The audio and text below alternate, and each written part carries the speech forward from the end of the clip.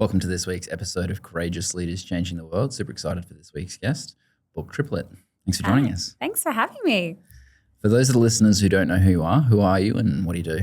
So my name's Brooke, as you already know. I am the founder and CEO of She Sells With Brooke, which helps women transform out of a 9-to-5 and get more time, financial, location freedom. Cool. Love it. So the name of the podcast is Courageous Leaders Changing the World. What's the time where you've had to summon more courage than any other time? Whoa, there's so many times.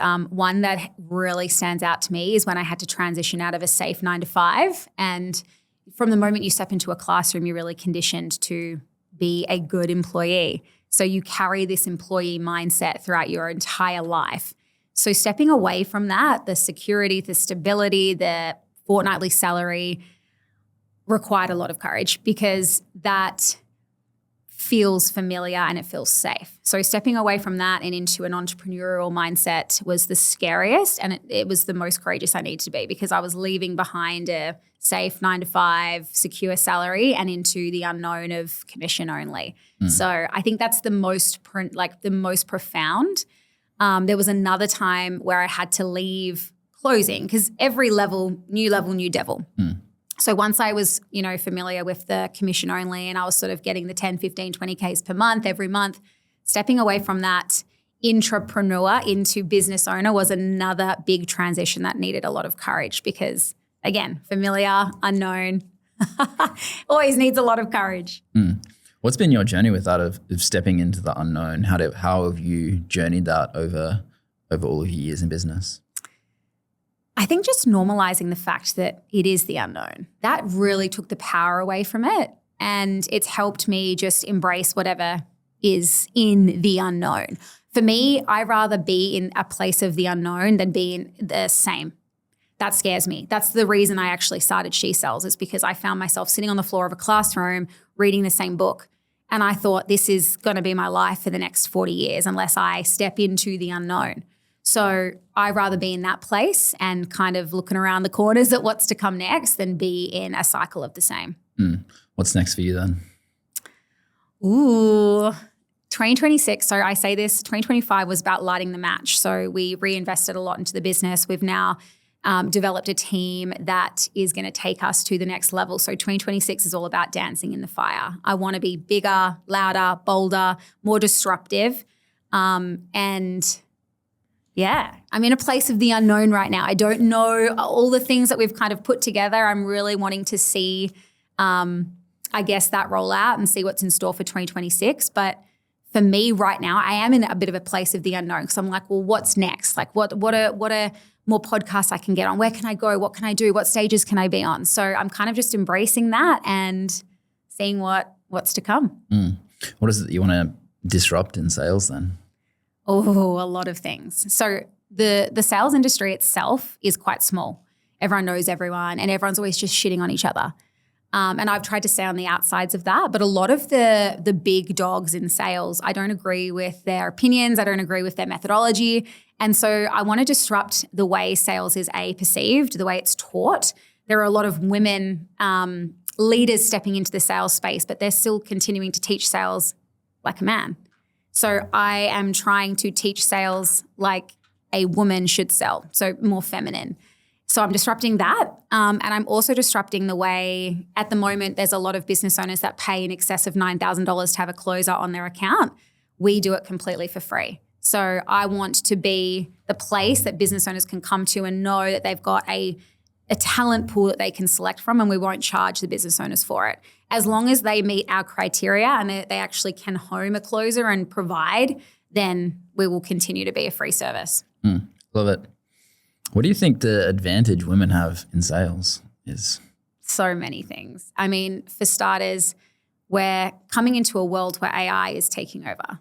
So people are craving human connection more than ever. They don't want to feel pressure. They don't want to be convinced. They want space to be held. And that's what women can do naturally so well.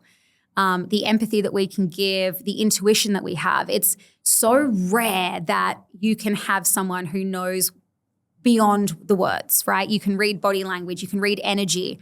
And women do that so well. They always have a gut feeling and they don't quite know why, they can't put their finger on it, but it allows them to actually stop the conversation and say, hey, is everything okay? Like, can we hold up for a sec? Like, I think there's something that you're not telling me, or like, hey, is there anything that we can go deeper and explore together? Whereas sometimes I find with men, they just bulldoze, they can just run through the conversation, and at the end they get a maybe and they're like, I don't know why that happened, or I don't know what. But those signs and signals are actually happening throughout the call. So women have such a natural ability to be able to point that out. And in the rise of AI, it's just so important to be able to connect at that level. What do you think is some of the signs and symptoms that that's going to happen then, if they're going to get to the end of the call and get a maybe? Well, language is the first and foremost. You can have lots of maybes and potentially very vague timelines. So I'll get around to it. I think in the next couple of years, I definitely want to make a change. Like, language is so important, but also body language. So if you have someone that's kind of looking away or they're distracted, they might be saying all the right things in terms of the words and the language that they're using, but then they're not there. They're not actually in a place of courage or willingness. They're not ready to make a change yet. So there's just so many things that you can point out. Sometimes words and actions don't align either. So someone might be like, yeah, you're right.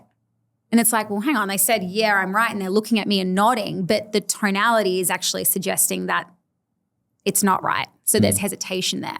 So being able to call that out in real time is so powerful, and it actually stops people in their tracks, because they're kind of like, are you in my mind? Have you infiltrated my mind? Like, what's happening here? I love that. Yeah, one of the greatest, I guess, what do you call it, representations that you know what you're doing is when people say you're reading my mind. Right. So the more that you can cultivate and curate that experience, whether it's in sales or just any management position or any relationship, the more effective it's going to be. Exactly. What's some of the things that you recognize that come up for people when they're stepping into selling, either for the first time or selling something that's like at an entirely new price point? Okay, so for the first time, I see a lot, particularly from women. I'm going to speak on behalf of women here because that's who I coach and I train. They fall into the nice trap where they think that they have to become your friend. And so all of those qualities that I just told you women do really, really well, they go out the window because it's all about being a cheerleader and, oh, no, don't be so hard on yourself. And they buy into people's narratives and they get caught up in the excuses. And there's just a lack of congruency as well, because they buy into, if they were selling to an investor or they were selling to a business owner who's like, oh, I need to go away and speak to my partner. They're like, oh, yeah, I believe that. So yeah, no worries. Like, can we catch up next week? Or like, what's your calendar looking like? And they just fall into that nicey nice trap. And unfortunately, they get walked all over. So we actually run a lot of sessions within our community that helps them sell from a power position. And not just give it away. Because the moment they start doing that, they give away their power, and someone's always going to lead. So if it's not them, you're actually giving that power to your potential client, and then they're going to lead the conversation. So it's really important that they learn how to challenge from a place of empathy and care. And the way that I like to do this is just by saying, hey, can I call you forward and share something from a place of love or from a place of care? And that way it's disarming. It's no one's feeling attacked or accused of doing something or saying something. And unfortunately, this skill of being able to challenge from a place of love, it does just come with reps. So you can nail it in a community where you feel safe to do it, but the moment you're out on your own and you're speaking to a potential client and there's an outcome or a decision that needs to be made, you kind of shrink a little bit, especially if they're making you feel a certain way. Yeah, I love that. Yeah, we noticed that a lot of people, when they get into sales, they often have some level of wounding around rejection that plays out, and then it becomes that unending journey of actually working through that and facing off with that. Sales is asking for what you want, even asking for what you want is sales. But anytime that you're going through that, it's really allowing you to face off with yourself, to be able to face off with that fear of rejection, that if someone is going to reject me, if someone is going to say no, if someone is going to judge me, each of those things start to come up, and it really becomes this opportunity for us to really step into this deeper sense of connection with ourselves. It becomes this spiritual journey that we can actually start to take by actually making money in this instance. So love that. What's one of the most important things when it comes to framing? Because you kind of talked about being in your power, and that's very much about, one of the core pillars of that is going to be framing. How important is framing, first of all? The most, the most important. which is why I'm not a big fan of chit chat at the start of a sales conversation. You know, like no one cares about the weather. No one cares about whatever chit chat you're going to engage in. Not even you care. So you're already starting the conversation from a place of just incongruency. It feels fake. It feels forced. It's just not it. And the moment the potential client feels like, oh gosh, she needs help, they're going to step in and lead. And it usually results in something like, all right, well, I'm really just here to, you know, learn about the price or, you know, hear what you guys do. And then that's it. You got to fight hard to get the frame back. So framing is so important. Yeah, I love that. What do you do when someone unconsciously starts to take the frame and they're oblivious to the fact that they're doing it? They just keep asking all of these questions, which are completely irrelevant to the end outcome that they're working towards. So if someone takes a frame early on, I will simply pull back, and sometimes I'll ask like, hey, I want to make this conversation as productive as I can. What are some of the things that you are looking for in this conversation? So I always just ask a question back to them. If they ask me a question, I'll ask one back. I'll get more specific with them. And if they are legit, they'll explain what they mean. And that usually does the trick. But if it keeps going, like if they keep pressing, then I'll just do a timeout and I'll be like, hey, is something else going on here, you know, that I'm missing? Just help me understand. And that usually disarms them and they usually go, oh gosh, I didn't even realize I was doing it. And then I'll simply just take back the power by being like, that's totally fine. All I'm doing is trying to understand and get the best possible outcome for you. And in order for me to do that, I need you to elaborate or explore on some of these concepts. Are you open to doing that? And then they'll be like, yep, absolutely. Yep. So just little things like probing. So if they ask me a question or they're trying to lead, just asking for more information or clarifying, getting back, asking them a question back usually does the trick. But if it keeps going, it's the timeout. Let's take a break. Yeah, I love that. Love the timeout kind of frame. It's good. And also chuckled a little bit when you're talking about the start of the conversation. I cannot stand, you know, on sales calls, like small talk. It's just like, we're here to have a conversation around this. Let's just get straight into it. I laugh when people in sales are teaching, all right, this is the rapport building phase. It's like, no, you build rapport the entire time through the conversation by asking the questions that are actually going to get you to the point of recognizing, are they a fit for what you're actually doing? Can you help them? Is there a sale to be made? Yeah. I will literally stand like and fight for the fact that if you are being taught by one of these gurus that you need to actually ask, where are you located and how's the weather? And oh gosh, I love that shirt. You're literally getting set up to fail. Yeah. Yeah, and there's a big misconception with some of my women. They're like, oh, but I feel like if I don't do that, I'm being cold. So it's like, but no, why do you need to be cold if you're not engaging in rapport building? It's like rapport building is from the moment they see you. They're literally making judgments. They're scanning for threats. So open body language, like a nice warm smile, that literally is the thing that you need to have. It's not like, hey, we're here for business, let's get into it. Yep. It's just like, hi, can you see me? Can you hear me? Perfect, we've got 45 minutes put aside. Like, does that still work for you? There's nothing cold about that. I'm actually being really warm, but I'm also letting them know that I am leading the call. I've got everything on track. Like I know where I'm taking you. Like you can feel safe enough to open up with me. I love that. I love the time frame that you put in there as well. You know, is that still okay to have, you know, the 45 minutes? Because, you know, often what happens on sales calls is people's time changes or they use that as an excuse to be able to get off the call. Right. How important is it to be able to create a frame, like a now frame, so that they can recognize the importance of taking action on that call rather than going into all of the objections, excuses, reasons? So are we talking about at the start of the call, you want to be like, look, we're making a decision at the end? Yeah, you can either do it as a pre-frame like that or more when it comes up towards the end, when they're in, you know, objections or reasons. Okay, I'm going to start with a story because I hate that, like despise it. And the reason is when I first started selling on a fitness account, I was given a script from a male. He was the male owner and he had written a script, and in the very first maybe minute of the call, maybe less than that, I was going to tell them, hey, and at the end of the call, if you are a good fit, we're going to offer you an action taker discount, you know, because we like to reward people for taking action. And when I read that, it was like a visceral response. My body was like, no. I mean, I didn't even know sales at this point, and I was like, there's no way if they hear that they're going to be open to sharing and going into problem and exploring what this could look like if I'm putting that in at that point. So every time I say it, I would say it with this, like ick. And it'd always be, I mean, I'm obviously looking for evidence that it's not going to work. So I'd always be met by, I'm not making a decision today. I'm just here to find out about the program, and if no, there will absolutely be no way that I'm making a decision today. And so one day I was just like, you know what? I'm not going to say it anymore. I'm not going to say it anymore because I'm obviously inducing so much resistance unnecessarily right at the beginning of the call, before they know me, before they even know what we do to help them. So I removed it, and I used more neutral language around, hey, if things are feeling aligned, I would love to walk you through next steps. But if not, all good. We can shake hands and remain friends. And immediately it just changed from them giving me so much resistance to them being like, oh, perfect. Yeah, love that. Because I then felt like I was on their side rather than forcing a decision that needed to be made. It was more organic, more aligned, more natural. I love that. What do you notice is some of the things that plays out with selling different price points in terms of the way that people buy differently? So let's talk about the salesperson first, because you definitely have bias towards something. I noticed with my team when we decided to lift the prices, they were all like, oh, no one's going to pay that.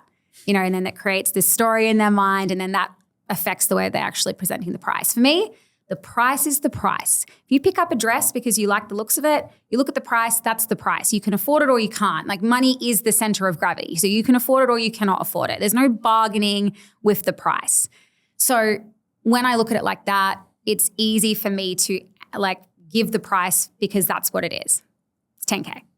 That's how I like to do it. It's like, hey, so in order for you to get the career change and actually get that location and time freedom that you're looking for, it's 10K. I'll pause there because I let it land. Now, most of our students do paid in full because it gets you the best possible price, though there are options to split it up. Just depends what feels best for you.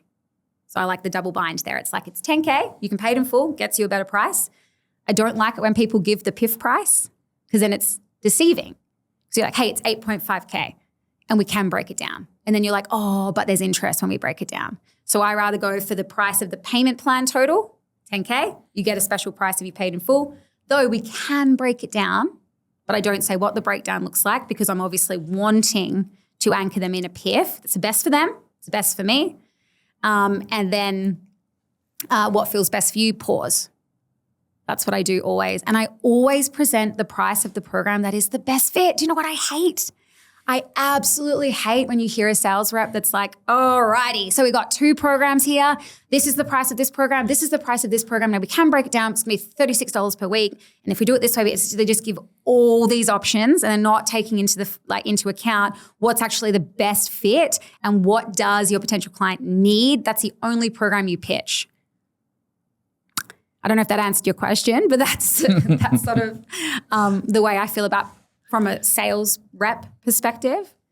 From a potential client's perspective, the less the better, as in the less options, not the less price. Yeah, I love that. Yeah, most people mess that up in the start where they frame the payment plan versus the paid in full ineffectively. It's based on our anchoring bias. Whatever price that we're anchored to first is what we remember the most. Yep. And if we go to the paid in full, then you're less likely to actually convert to the payment plan because it's more. Exactly. So most people don't do that. It's so interesting to be able to see so many people mess that up. And just another thing on that is when you hear the word interest, what comes to your mind? Negative. Right. Debt, interest, no way. So wouldn't you rather be like, hey, the price of the program is 12K or 10K, whatever it is. Then when they hear the payment plan options, they're not thinking, oh, I'm paying more. They're thinking, oh, I'm breaking down 12K. It's if I pay in full that I pay less. That's just obvious. Yeah. Yeah, I love that. Yeah, I also noticed that, so many people, when you talked about, when you increase the prices, it's interesting how it plays out because often when you increase prices, it becomes easier to sell because people value it more because instantaneously, the price point is the first energetic representation of an offer. There's going to be certain people that are going to be like, right, that's going to be out of my reach. I'm going to vision board that. And then there's also going to be people that like, okay, cool. It's 50 grand. it's got to be good. If this person's charging 50 grand, it's got to be good. So they don't need to tell me too much more. And I probably actually have to sell them less because they already see the value in it, because they see the results you've gotten for so many other people just based on price point. But most people are like, well, I don't want to see the prices go up. And especially if it's in a sales team, they're like, well, I don't want to go up because based on everything I've experienced before, we've got getting this level of results. How are we going to get more results? Right. But the reality is, if we're anchored into a high level of price point, a high level of actual value, then what happens? It just actually becomes easier to sell because people are just like, great, that's for me. Yeah, and you get a better client. I truly believe that. All of our 10K and all of our PIFs, people who are like, yep, I'm willing to get resourceful, I'm going to make this work, they are the least needy and they get the best results. Yep, 100%. See that all day, every day. And most people don't recognize that. They don't actually reflect and go back, all right, how did this payment plan person go? How did this person who paid in full go?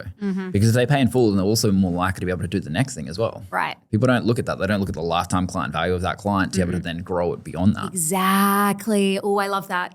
And also with payment plans, it's kind of 1 foot in, 1 foot out. It's like, I might be able to get out if something comes up. It's like, no.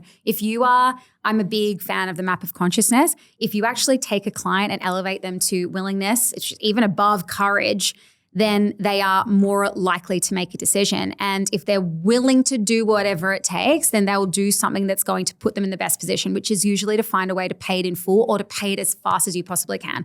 Not over 18 months, not over 36 months. That's just drawing it out. I mean, 36 months, what do you think is going to come up in 36 months? You're definitely going to have to face yourself and a moment of time to be like, I don't really want to pay for this anymore. Yep. It's like, just get it done.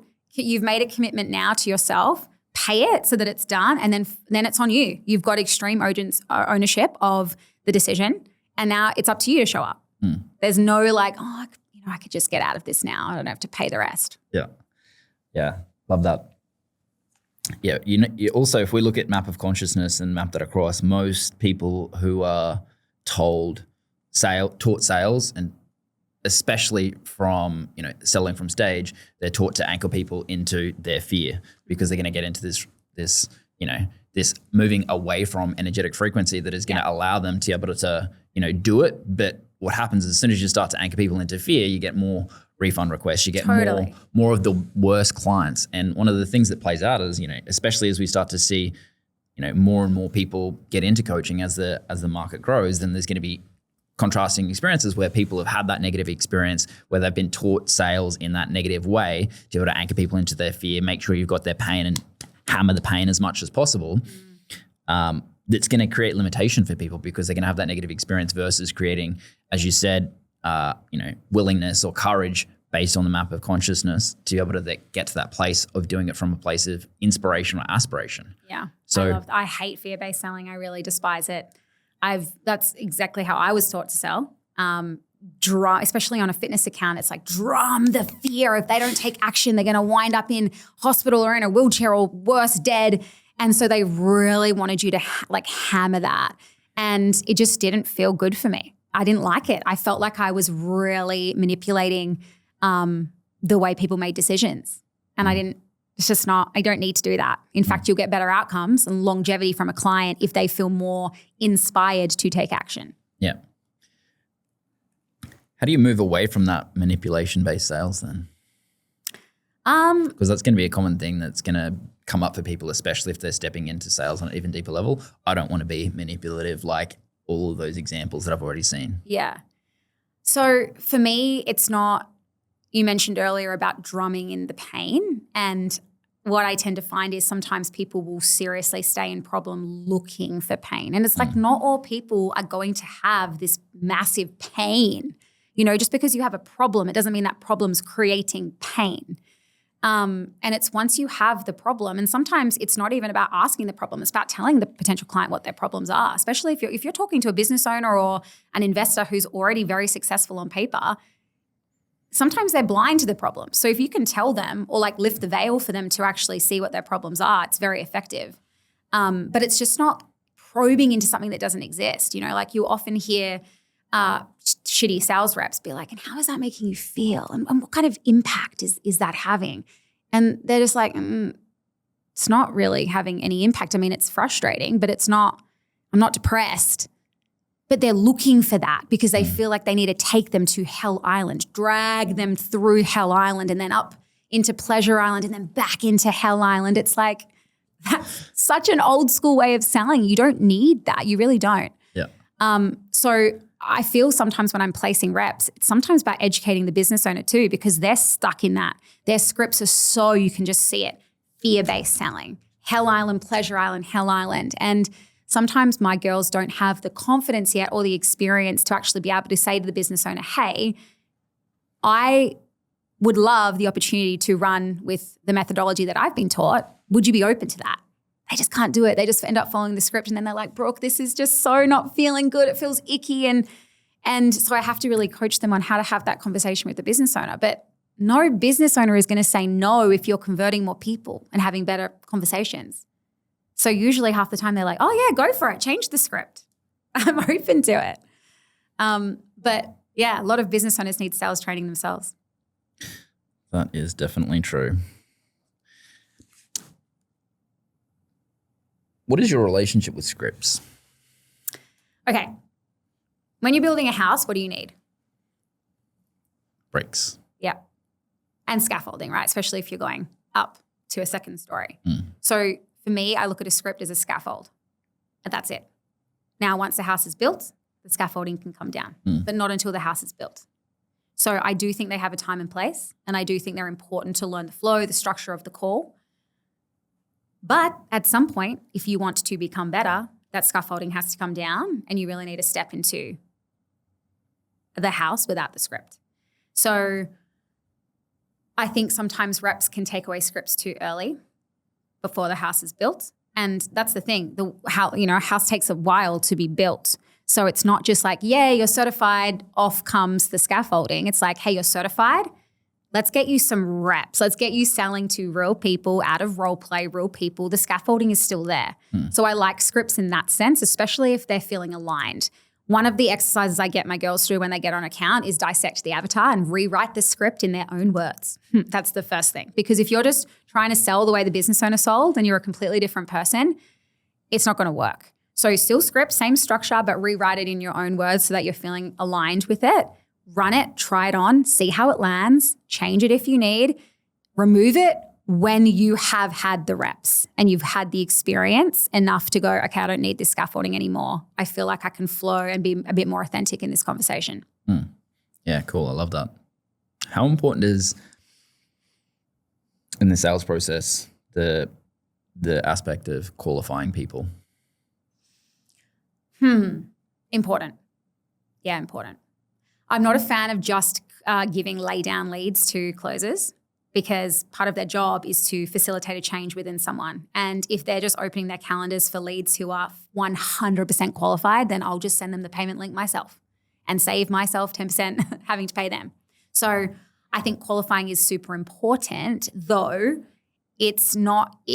There are questions that I would still let someone through because I do believe that you can still facilitate a change in someone who is willing. And a prime example of that is on my calendar when I was selling menopausal programs, they would have a price range that they would tick. And it was CAA, cannot afford anything, 30 to 60, 60 to 90, 90 plus. And every single time you had a 60 to 90 or 90 plus, your mindset would change because you'd be like, yes, like this person has the money. And 9 times out of 10, you would sell that person. When you had a CAA person in your calendar, what does your mindset start to tell you? Oh, this person has no money. They're wasting my time. Why are they here? And so you would be the one that sabotages the sale. You are the one that's closing the door instead of actually keeping that door open to help this potential client. So we don't have any of those, any indication of where this potential client sits to help the closer do their job the best that they possibly can. The amount of times that I would sell someone who wrote CAA on their form because they just didn't want to tell me how much money they would spend is insane. I actually kept a record of it because it was like over 50% of those people I would end up selling into finance. So I have completely forgotten your question now. Oh, qualifying. It's like, yeah, I forgot to. I do think it's important, but not to the extent that some people do. Yeah. Yeah, it's interesting. I think it becomes important if you're the only person kind of closing. We had a client come to us and they were doing 100 dials a day, cold calling. And when you're doing that kind of volume and they were the only person on the account, it's good to start to like dial that back a little bit. But when you've got a team of closers, then having it on there doesn't necessarily work. And I think it comes down to the context of where people are at, how many people are actually booking in as part of it as well. And you have to make sure the incentives are aligned the right way. So if you're paying a setter for bookings, then of course they're just going to book in everyone because they're like, oh, yeah, I made $100 and I booked in 30 people. Now of those 30, there's probably 20 of them that absolutely should not be in the closer's calendar. But if your setters are aligned in they know the type of person to book, and this comes down to like it's Batman and Robin. That's the relationship that I like to think of, is Robin is the setter, Batman's the closer. Now, Batman needs to inform and give feedback to Robin to ensure that they're getting the right kind of people through. But you also need to make sure that Batman's incentives lie with the setter. So it needs to be a team effort here. Because if Batman's just like, oh, I only want like lay down leads, then how many people is Robin going to speak to and be like, oh, they're willing, but they're only working 3 days a week. They probably wouldn't get approved for finance. Ditched. So it's the incentives needs to lie with each other. You need to be able to trust your closer. You need to be able to trust your setter, but also the business owner needs to be able to trust the setter and closer that they're doing their job, which is to facilitate a change within anyone who's willing to put their hand up and say, I'm ready to change. That's the only qualification question that's important to me, in my opinion. Yeah. Yeah, I love that. And it kind of plays out whether you do, the qualification before the call or on the call, because it's part of the process when you're on the call regardless. It's determining, are they at the right place to actually want to change.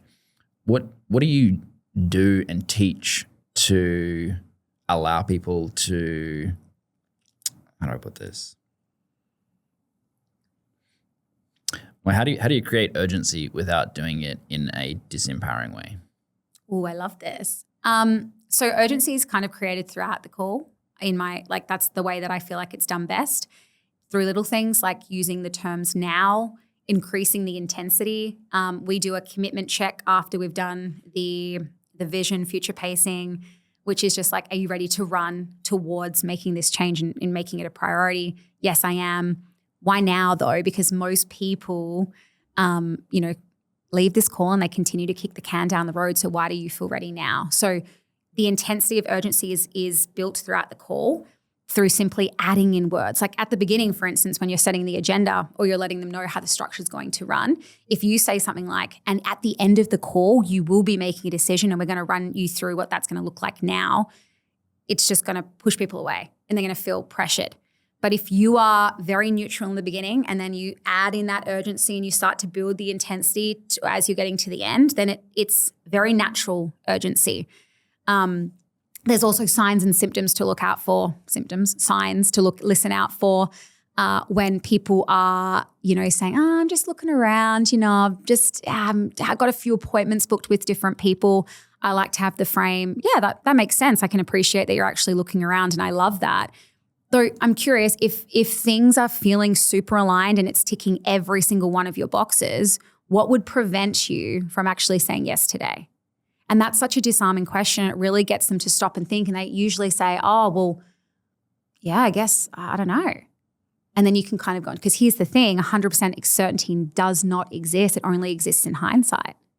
So if everything was feeling aligned, wouldn't it make most amount of sense to move forward with this than continuing to look at other options just to find things that don't actually align? And they're like, yeah, that does make sense. But then you move on. It's not like, so you would say yes if it's more aligned. It's just like you've got that mini commitment there. You've kind of dispelled that way of thinking actually doesn't really make sense and it's not going to serve them. But you've also done it in a way that's like, hey, look, this might not align for you. But if it does, why wouldn't you say yes? Or like, why wouldn't you act today? Or what's preventing you? That's probably a better question because then it's disarming. What would be preventing you from actually moving forward? Do you have some other examples of those disarming questions that you use? Well, I love humor for disarming, but that's me. And I'm very big on authenticity, right? Yeah. You have to sell it from a place of authenticity and that looks different for everybody. So I don't like to give the women in my community word tracks because that's my language. That's how I would sell. So I'm humor through and through, but that comes very naturally to me. You imagine giving a humorous word track to someone who's like very dry. It just wouldn't land. So I love humor to disarm. Something else that I love to disarm is by saying, I could be wrong here, though it sounds to me like blah, blah, blah, blah. And because you said I could be wrong, they're more likely to be like, no, you're absolutely right. But if I'm like, am I right in saying that you are this, this, this, and that? They're going to be like, no, I wouldn't say that. I'm more like this, this, this, and that. So I could be wrong is so disarming. I also like, instead of saying, can I call you out on something? I like to say, can I call you forward? It's more elevating. And it's not like being accusatory. I'm shaking because I'm freezing, by the way, not because I'm nervous. It's so cold in here. Thank you. I just want everyone to know that. Yeah. Just turn it off. Yeah. Okay, that's better. I was like, it's going to start to get obvious that I'm literally like, ugh. I also like, hey, can I say something without upsetting you? And this comes from a place of love. I can see a lot of potential in you that I don't really think you can see in yourself yet. And then I say the thing. So disarming. Just not being accusatory, not judging someone. It's always like, hey, I'm saying this, I'm holding up the mirror to you, because that's not what they're used to. If you can literally make a commitment to yourself that, hey, in this call, I'm going to hold up the mirror to everything that's keeping you the same and stopping you from actually getting the help that you need, I'm going to do that. Yeah. And so sometimes even at the start of the call, I'm like, hey, I'm the type of coach that tells you what you need to hear, not what you want to hear, or the nice versus kind, whatever you prefer. Not everyone is open to that accountability. I just want to check with you. Are you open to that type of accountability? They say, yes, I am. And so then you have permission to just hold that mirror up. And so sometimes I even say, hey, can I hold the mirror for a sec? Or hey, can I give you some of that accountability that you're looking for? And they're always like, yep, tell me. Like, I want to hear it. They just become like putty almost. They're like, wow, like no one's ever said that to me before. Or like, wow, thanks for pointing out that blind spot. So that is the commitment that I make on every single call. It's like, even though it's super uncomfortable for me, it's always uncomfortable to tell someone they got something stuck in their tooth. I'm always going to do it because it's in the best interest of them. Yeah, I love that. It's all the little subtle things that kind of develop that rapport so that they actually receive it.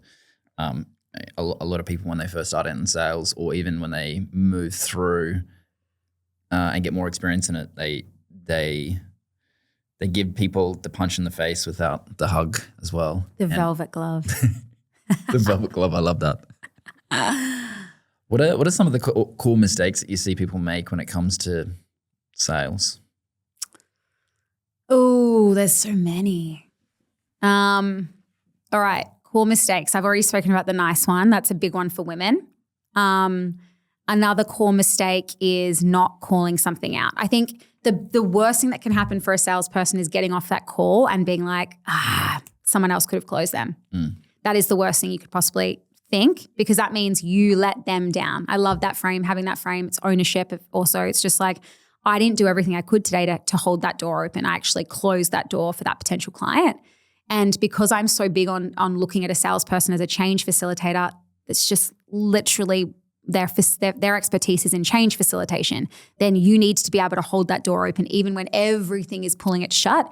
You need to be the one that's like, they're holding it open. So if you're noticing something and you're not calling it out, or if you're seeing a pattern that's repeating and you're not calling it out, you are doing the client a disservice and yourself.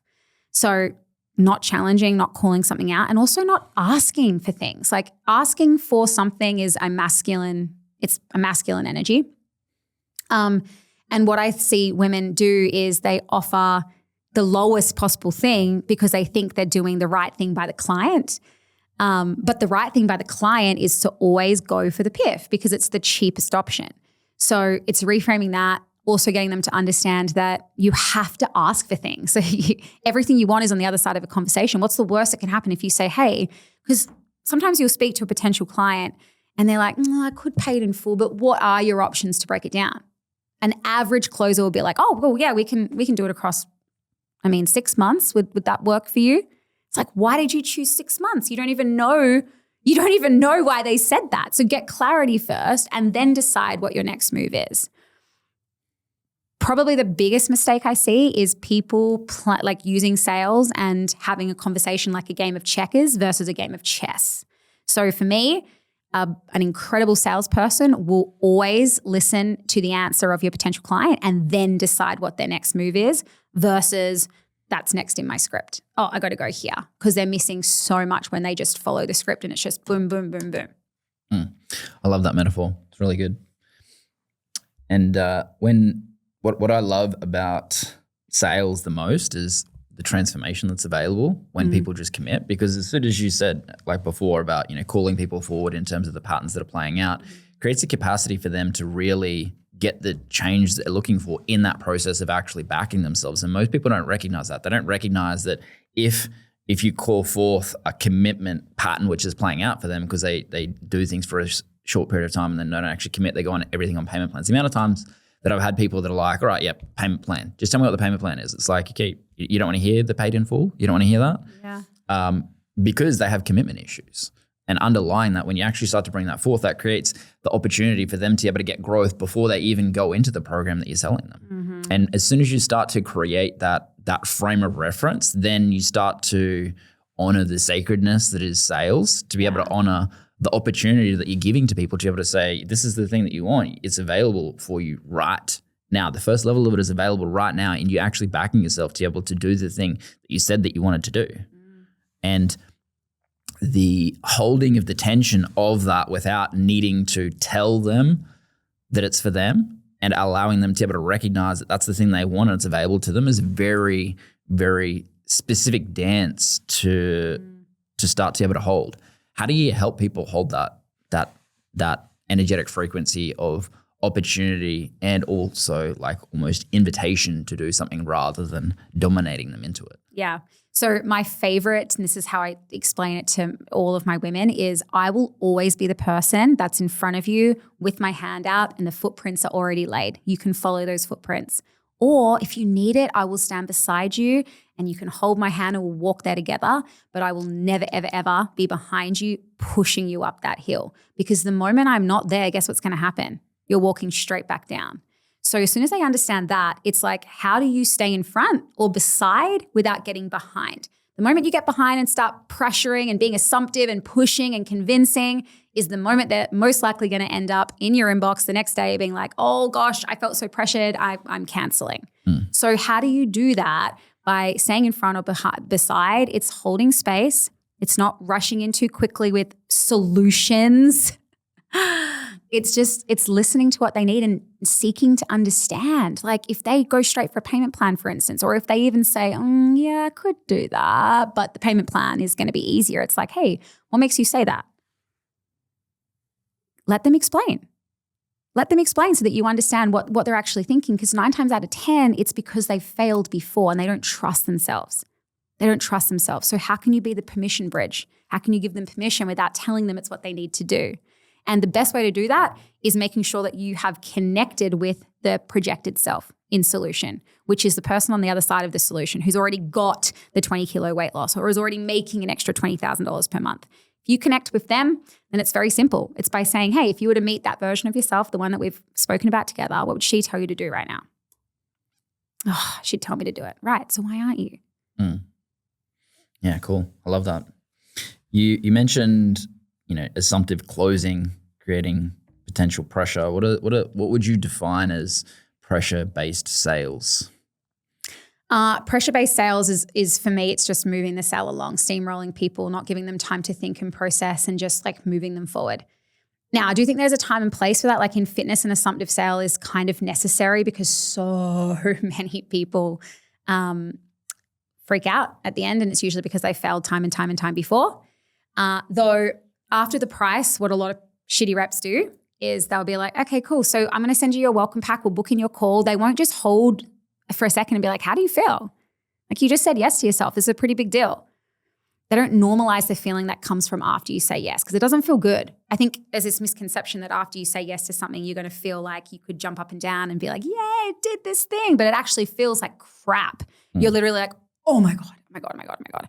And so the best thing that I like to do is once they've said, yeah, okay, I could do that, rather than being like, okay, Visa or MasterCard, which a lot of people do, I actually be like, hey, let's pause for a sec.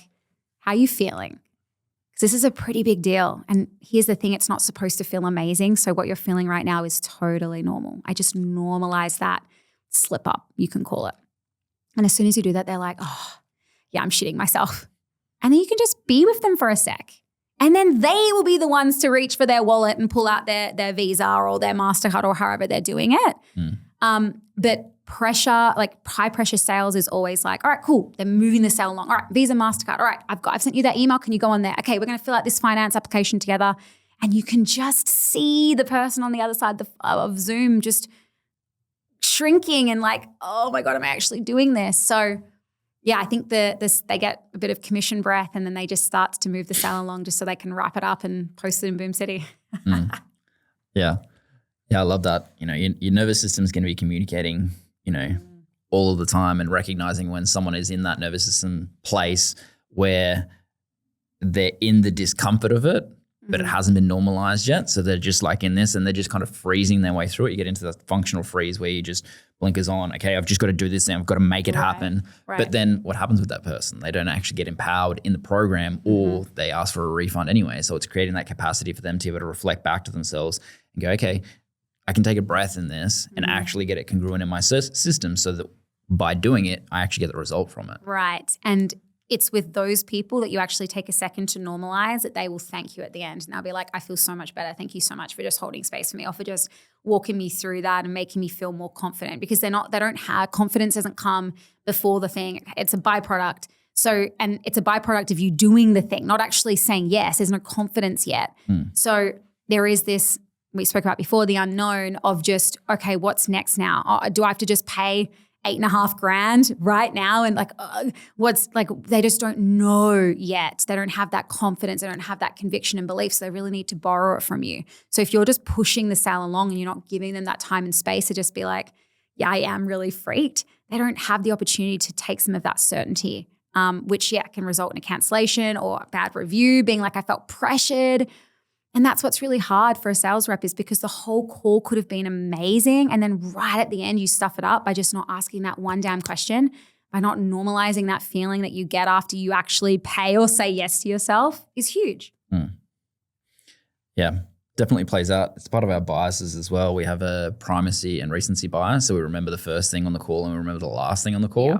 So we're anchored into those things. It happens in events as well. How you walk into an event, how you walk out of an event is very, very, very important, because all the event can be like perfect except for those things. And if those things fall apart, then people talk negatively about it. Right. It's everywhere, right? You walk into a restaurant and someone's rude to you right from the get-go, it immediately is going to make you be like, nah, I'm not coming back here. And you could have the best meal ever, but you still can't move on from the fact that that person was rude to you.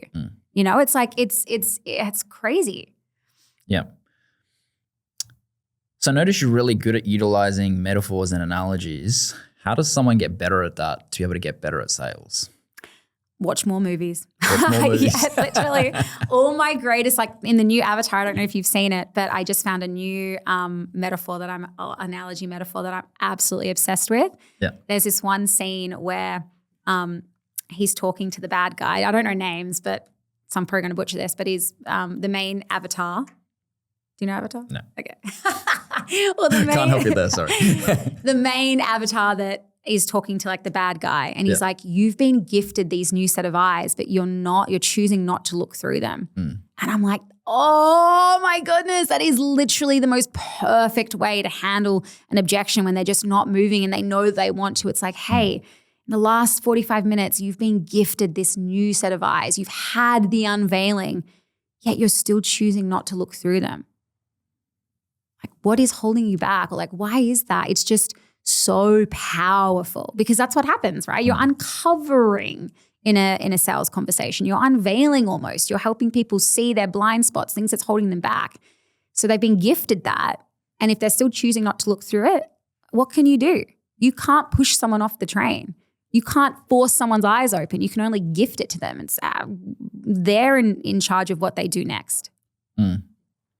What's been your most recent edge with sales? My most recent edge.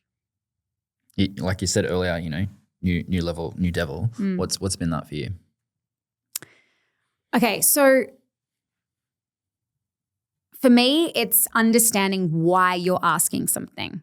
That's been a new edge for me just recently because my girls are great at reading the script. They know what they're listening for. They can be really present. They know how to connect. Yet what really unlocks them to elite level is understanding why you're asking the question. Because then if you get an answer that's not what you need, you can then continue to probe or ask the question again until you have the information that you need.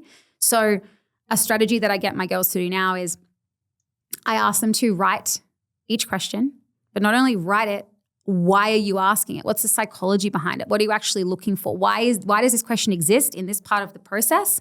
When they understand that, their tonality naturally is better because they actually, if they need to be more concerned or they need to use a bit of discernment or they need to be a little bit more challenging, they can really master naturally the tonality without me having to teach the tonality because they know why they're asking the question. They know what they're actually listening for and looking for. So that's been a real unlock. And when the scaffolding is removed from the home, they actually know how it was built instead of just walking into the home and being like, oh, this is nice.